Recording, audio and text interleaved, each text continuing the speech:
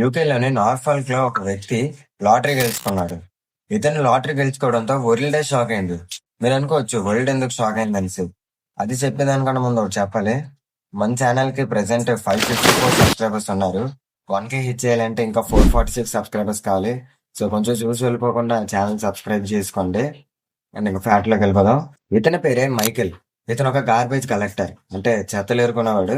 2002లోనే ఇతను నార్మల్ గానే రోజు చెత్త ఏరుకుంటున్నాడు. కానీ ఆ చెత్త ఏరుకున్న టైంలో $12.7 మిలియన్ వర్త్ అయిన లాటరీ ఇతనికి తగిలింది.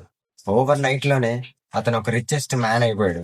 మీరు అనుకోవచ్చు ఇతని లైఫ్ టర్న్ అయిపోయింది అనేసి. టర్న్ అయిపోయింది, కానీ పూర్ నుంచి రిచ్ కాదు, పూర్ నుంచి మళ్ళీ పూరే. ఎందుకంటే ఇతను 8 సంవత్సరాల్లో తనకు వచ్చిన మనీ అంతా ఖర్చు పెట్టేశాడు. అంటే ఇతను ఎక్కువగా డ్రగ్స్, ఆల్కహాల్, పార్టీ లాంటివి ఎక్కువ జరుపుకోవడంతో 8 సంవత్సరాల్లోనే మనీ అయిపోయిందనేసి రిపోర్ట్స్ లో అయితే వచ్చింది.